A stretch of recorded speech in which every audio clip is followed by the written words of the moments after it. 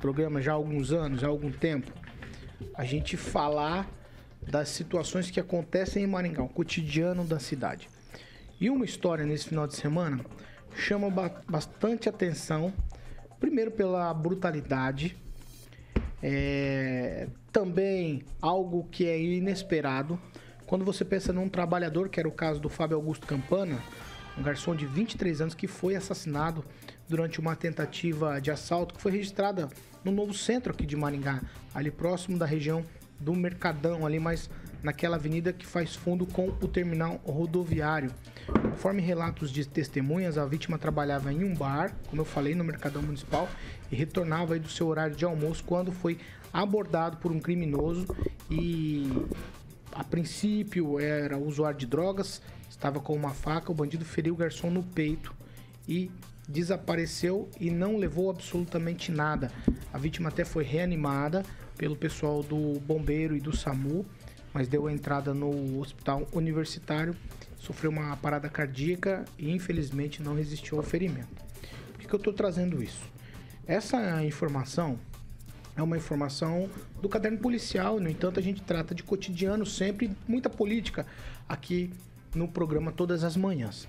E aonde eu quero chegar com essa conversa para você ouvinte que nos acompanha aqui pela Jovem Pan Maringá e também pelas nossas plataformas.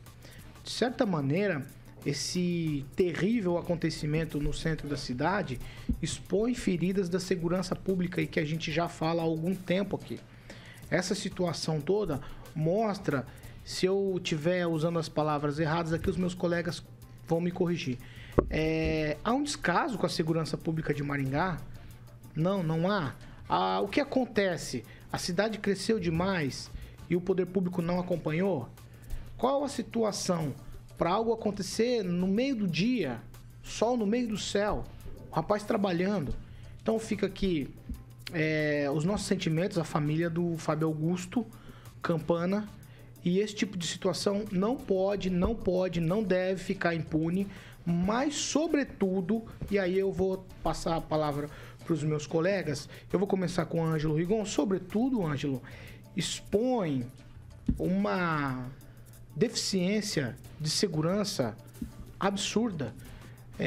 Eu estava lendo lá no angelorigon.com.br que policiais faziam segurança no campo, agentes da segurança pública do município, os guardas municipais também, tudo muito próximo e, no entanto, a cidade fica desguarnecida.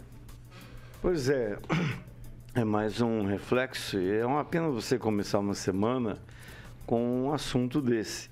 Mas é o reflexo do aumento da onda de crimes, são várias as razões, mas que infelizmente as autoridades e órgãos de segurança pública não conseguem acompanhar na mesma proporção desse aumento da criminalidade. Por que é uma pena? Porque Maringá, durante muito tempo, ficou conhecido como uma cidade, até foi eleita uma vez, uma das mais seguras do país. Hoje você não pode sair no final de tarde para ir num lugar frequentado por milhares de pessoas, centenas de pessoas, de forma tranquila. Mas, me parece uma má distribuição do pouco que tem da área de segurança pública. Recentemente a Polícia Militar soltou um balanço do ano passado, não sei o que eles levam em consideração, mas mais de 40 mil ocorrências atendidas com um efetivo desse tamanho, que todo mundo fala, todo mundo que vem aqui fala do tamanho do efetivo que não acompanhou o aumento da população, porque o 4º Batalhão não cuida só de Maringá, faz a prevenção também nos municípios da região. Agora, com as mudanças que ocorreram no final do ano passado, a expectativa é de que a coisa fosse melhorar. E, infelizmente, essa morte de um jovem, trabalhador, deixa a gente com um pé atrás em relação a se o Estado está fazendo realmente o dever de casa. Ô Pamela, eu vou com você agora. Há um tempo atrás, eu não vou citar nomes aqui para não causar constrangimento, mas há um tempo atrás, um comandante assumindo o 4º Batalhão disse que ele não saía com a família dele para comer pizza na rua. Ele preferia pedir a pizza e a família comer em casa. Ele foi macetado, esmagado pela imprensa de Maringá, porque não aceitou aquela fala dele. Aquela fala era um prenúncio do que a gente está vivendo hoje na cidade, porque durante o dia. Quer dizer, o cara saiu para trabalhar, ele está correndo um risco absurdo em Maringá e coisa que a gente não ouvia falar um tempo atrás. Paulo, eu sempre digo aqui que a gente precisa dar a César o que é de César, né? E você dando essa notícia, até ontem eu estava lendo sobre esse caso e vi lá que a pessoa, né, que foi assaltar esse rapaz, né, e acabou matando ele com uma facada, era um usuário de drogas, né? Foi o que as pessoas viram ali visivelmente.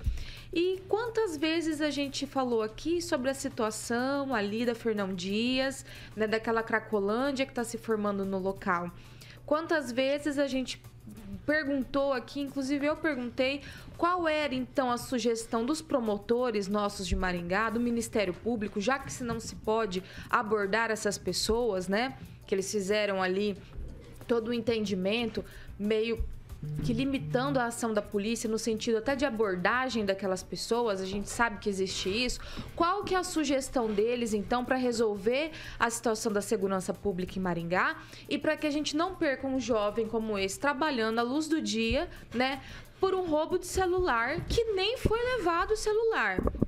É a pergunta que fica. Então, eu penso assim, é muito fácil, talvez, a gente apontar, a polícia não está fazendo o suficiente, mas quando a polícia faz, o que ela pode fazer, o que a justiça permite que a polícia faça, e depois que se faz, quando se prende um sujeito desse, qual é o comportamento da justiça? A gente sabe muito bem que existe aí as audiências de custódia, logo eles estão na rua de novo. Acho que não vai ser o caso neste caso, porque acabou em latrocínio, não foi só um roubo, né? O rapaz morreu, então tenho aí esperança que ele não vai ser posto na rua tão cedo, mas a gente sabe que isso acontece. E essa sensação de impunidade que essas pessoas têm, essa certeza de que no outro dia, 2 dias depois, eles vão estar na rua podendo praticar os mesmos atos novamente, é que faz que a gente entre nessa espiral sem fim de violência. Eu até relatei aqui e tive uma familiar minha atacada ali na Fernão Dias, no sinaleiro. Ela saindo de um atacadista ali, ela foi atacada também por pessoas drogadas, apedrejavam o carro dela querendo dinheiro para ela abrir as portas. Então, olha a situação que a gente está vendo em Maringá, coisa que a gente não via anos atrás. É preciso que se tome uma atitude e, principalmente, que a gente dê a César o que é de César. Não adianta cobrar a polícia, a guarda municipal, falar que eles não estão fazendo o serviço, sendo que eles estão tolhidos de fazer o serviço como deveria ser feito.